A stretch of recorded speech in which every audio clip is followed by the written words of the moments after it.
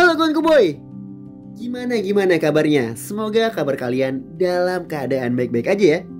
Balik lagi nih sama Mr. Cowboy yang akan menemani kalian dengan memberikan informasi-informasi unik dan hal-hal penting lainnya yang mungkin kita tidak pernah tahu sebelumnya. Kali ini Mr. Cowboy akan membahas beberapa fakta menarik dari Freemason. Ya, Freemason dikenal sebagai sebuah organisasi rahasia alias bawah tanah yang memiliki pengikut di seluruh dunia. Organisasi ini berdiri sejak ratusan tahun yang lalu. Tujuan utama Freemason adalah membangun persaudaraan dan pengertian bersama akan kebebasan berpikir.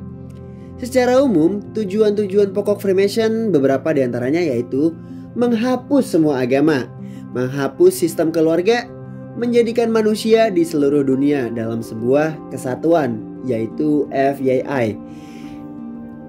Nggak cuma di luar negeri, Freemason juga ternyata ada di negara kita, yaitu di Indonesia loh. Organisasi itu telah berkembang jauh sebelum Indonesia merdeka pada tahun 1945. Ini dia fakta-fakta Freemason yang ada di Indonesia. Sebelum lanjut ke video, jangan lupa ditekan tombol subscribe yang ada nih di samping ini. Dan jangan lupa nyalain loncengnya.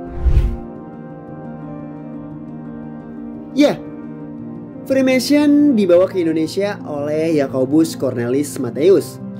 Di Indonesia, Freemason udah ada nih sejak tahun 1736.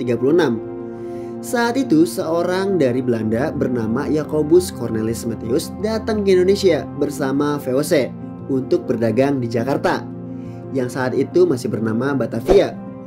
Setelah beberapa lama tinggal di Batavia, Jacobus Cornelis mendirikan pusat aktivitas para anggota Freemason atau loji. Waktu itu organisasi hanya menerima anggota yang berasal dari warga Belanda aja, yang beranggotakan 6 orang yang berasal dari kalangan petinggi militer dan sebagian lagi dari pengusaha Yahudi.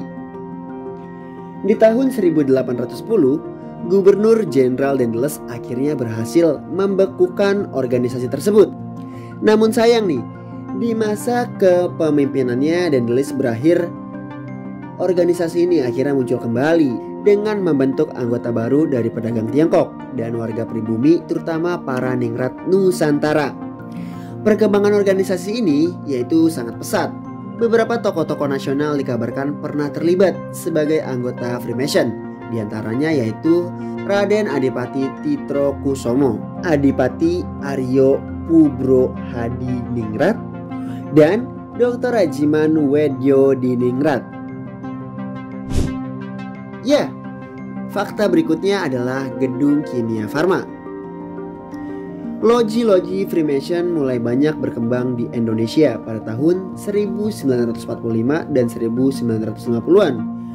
Para Mason banyak membangun loji tersebut untuk berkumpul. Sejumlah pribumi saat itu ikut bergabung dalam kelompok bawah tanah ini. Salah satu loji bangunan Freemason berada di Jalan Budi Utomo, Jakarta Pusat. Bangunan ini kini menjadi gedung kimia farma. Bangunan ini dibangun pada tahun 1848 sebagai tempat pertemuan anggota Freemason. Dikutip dari berbagai sumber nih, tempat berkumpulnya disebut De Ster in Het Oosten atau bintang di timur. Penduduk setempat menyebut para pengunjungnya merahasiakan apa yang mereka bicarakan dan dia perbuat di gedung tersebut. Gedung itu sendiri sempat menjadi lokasi digelarnya Kongres Pemuda Indonesia yang pertama kali, yaitu pada 30 April sampai 2 Mei 1926. Kini setelah Indonesia merdeka, gedung itu kemudian diambil alih dan menjadi gedung farmasi kimia farma. Selanjutnya ada fakta gedung Bappenas. Ya, selain gedung kimia farma, gedung Bappenas pada masa Belanda juga sempat dijadikan sebagai loji oleh para anggota Freemason di Indonesia. Gedung yang terletak di dekat Taman Suropati, Jakarta Pusat juga dikenal dengan sebutan Gedung Setan. Gedung yang pada awalnya bernama Eduksten yang berarti berdiri hingga kini. Ya, ini dibangun pada tahun 1880. Bangunan berubah drastis dan berubah dari lantai tunggal menjadi gedung bertingkat. Dulu di sisi kanan dan di sisi kiri gedung terdapat dua lambang Friedrichs Scleridge yang disambung dengan garis akan membentuk bintang David, lambang dan simbol suci kaum Yahudi. Gedung Adukstein juga disebut bintang di timur. Di gedung ini para anggota Freemason kerap menggelar pertemuan dan ritual. Kini gedung setan telah berubah fungsi nih. Di area Adukstein kini menjadi gedung Badan Perencanaan Pembangunan Nasional atau yang lebih dikenal Bappenas.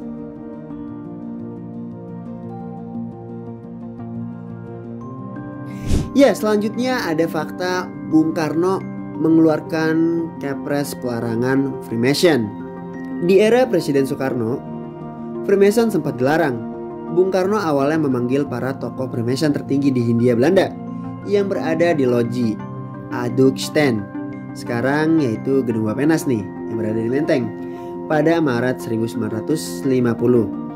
Mereka dipanggil untuk mengklarifikasi kegiatan yang mereka lakukan di loji, sebab rakyat yang saat itu mulai resah menyebut loji itu sebagai rumah setan. Karena di loji itu para Mason selalu melakukan ritual. Namun para Mason mengelak atas tudingan ritual pemanggilan arwah atau orang mati.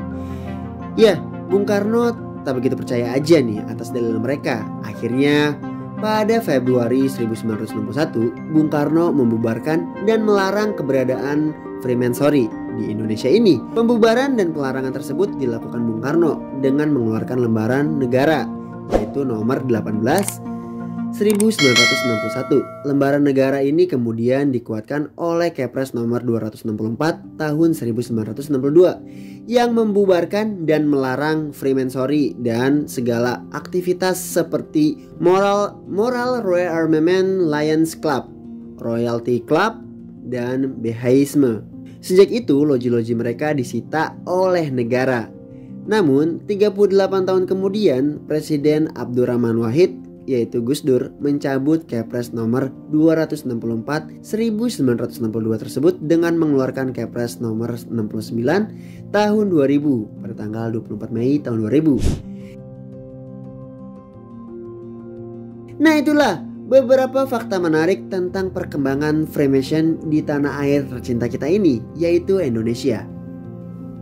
Kira-kira bahas apa lagi ya? Tulis di kolom komentar. Jangan lupa di like, di subscribe, di komen sebanyak-banyaknya. Terus dukung channel ini agar semakin berkembang, agar kita mendapatkan informasi-informasi menarik lainnya. Sampai ketemu di video selanjutnya ya.